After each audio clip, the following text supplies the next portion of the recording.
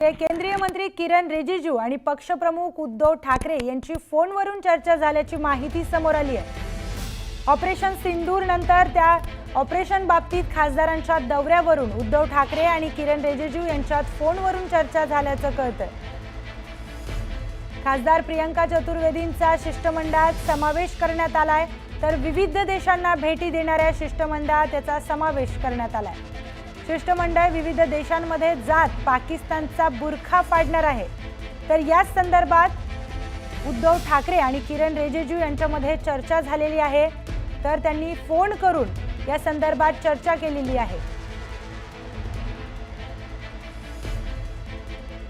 तर हे शिष्टमंडळ विविध देशांमध्ये जाऊन पाकिस्तान कसं दहशतवाद्यांना पाठीशी घालतं या संदर्भात पाकिस्तानचा बुरखा फाडणार आहे आणि जगभरात हे शिष्टमंडळ जाऊन भारताने कसं ऑपरेशन सिंदूर यशस्वीपणे राबवलं हे सुद्धा जाऊन सांगणार आहे।